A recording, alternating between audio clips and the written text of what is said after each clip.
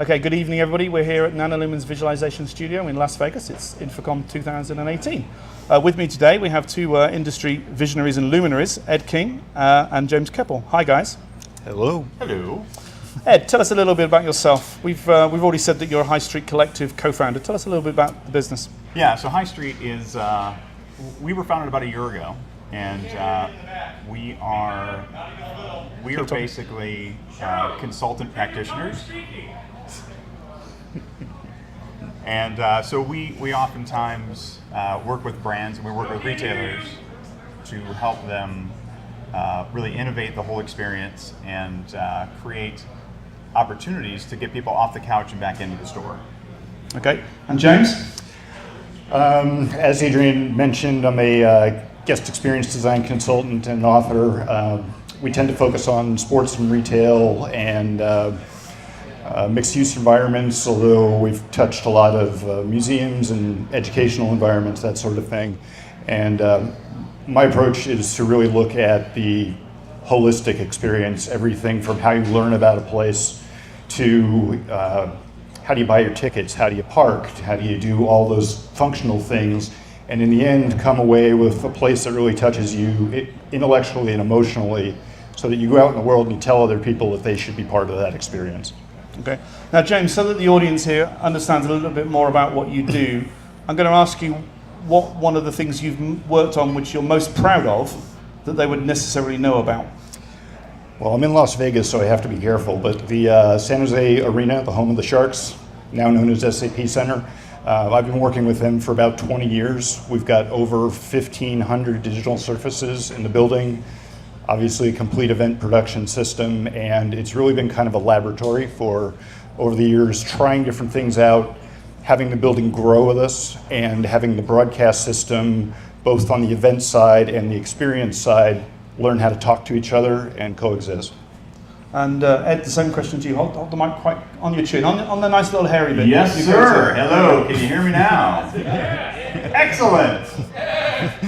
So yeah, one of the things I'm most proud of at our last agency, we actually worked with NanoLumens and created a spectacular, it's called, in the AT&T flagship store in San Francisco. And it's a 48-foot wide display that has content on it that reacts to the music that's being played at any given time. So whatever the music pace is how the display changes and content comes in and out, and it's really a way to kind of dial up different emotions inside the store. Because I'm not sure if anybody here has ever been to an AT&T store or any mobile device or cable company, but oftentimes when you walk into a store like that, you're there to solve a problem. So oftentimes you're not in the best of moods. So we want to be able to create mood type media that helps them calm down a little bit and enjoy the experience. Okay. Now, James, you do stadiums and experiences just generally all over the place, but you've touched on retail as well, haven't you? Absolutely. The world is moving toward mixed-use environments, especially in the sports environment.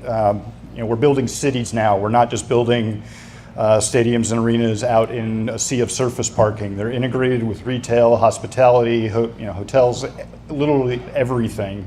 And when you look again at that holistic experience, I always like to say that it's also organic, because ideas come from ideas and approaches come from approaches. And when you start looking at the different needs of the different type of users with all those different uses, you start to solve the problems differently. Okay, and then retail, of course, is everywhere as well, because we see in airports and railway hubs and things that retail is probably a big part of their profit margin these days, I would have thought.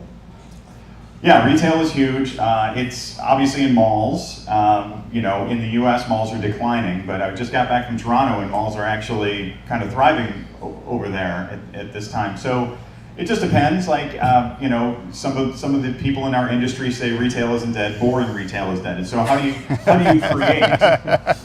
How do you create these experiences that emotionally reach these folks and get them off the couch and back into the store? Right.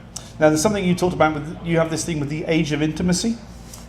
Yeah, so my business partner, Laura Davis Taylor, which I'm sure a lot of you know, and I talk a lot. We have a keynote right now called Retail 4.0, the Age of Intimacy. And the whole idea here is that we've become this, technology has enabled us to get back to our roots, back to the time where the corner bakery knew the name, knew your name, knew that your daughter had a dance recital. And technology enables this now to be seamless. Having these great technology experiences is awesome, but to help enable the sales associate to know who you are, know what your preferences are, what your past purchases are, this is creating a whole new age. That's what's going to bring people back into the store, is this age of intimacy where we now come to expect that the retail knows who we are and what we're about. Okay, James? And I think that as you apply that same idea, you can apply that to 20,000 people or 100,000 people or 2. And especially when you look at learning environments like museums and that sort of thing, that intimacy with the objects that people might be working with definitely contributes to that. Singular experiences and group experiences build on each other. So there's a lot happening around that term. So when you say intimacy, I think naturally most people would say it's kind of one-on-one, but it really isn't. Yeah, it can be one to group, one to many. Yeah, the whole idea of getting closer to customer, like somebody once said, he who gets closest to the customer wins. And that's really where we're going in retail.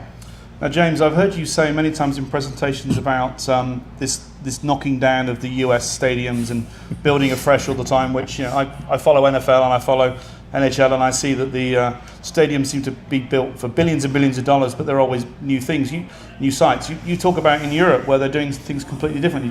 Can you explain that very quickly? Yeah, so on a recent trip to Barcelona, we toured the Espai Barça project, which is it's where the football club plays there. And it was amazing to see the attitude toward how you develop a project like that. That was a stadium built in 1922. You're not going to find any stadiums in the United States built in 1922. The oldest hockey stadium in the entire US is 25 years old right now. So this attitude that we have is, doesn't work anymore, knock it down, build a new one. The pricing is all over the place. Inglewood is, the NFL stadium is probably pushing $3.5 billion right now. Espai Barça, which is basically an entire city, they're trying to do it for $660 million. And it's going to be just as good an experience. I'd argue it could be a better experience. There's another project in Finland, in a town called Tampere, where it truly is sort of taking the urban experience and reinventing it, because there's a transit component that's built into it. So you don't just lightly put in a train line. That takes some real forethought and some creative thinking. And I was really inspired by seeing that. I wish we were doing more of that here, and I think it's going to get to the point where we sort of have to do more of that here. Yeah, I mean, a lot of times you always talk about purpose, and purpose can drive awesome content. And when you talk about these historic stadiums and these historic cities, being able to leverage the history of the team and the history of the city, and renovate a stadium that may be 100 years old is pretty cool, to be able to leverage the legacy there. Well, I often talk about the fact that we keep destroying our history where the rest of the world keeps building on theirs. So if you, again, to use Barcelona as an example, football team started with 3,000 seats. At one point they tore it down and they made it 6,000. In a few years it's going to be 105,000. So that legacy of the team, the legacy of the experience is in the blood of the people who are there, and they just think about this very, very differently. Okay, thank you. Now, Ed and James, I think we've given the audience enough quiet time. They've been very good. I'm sure you'll agree.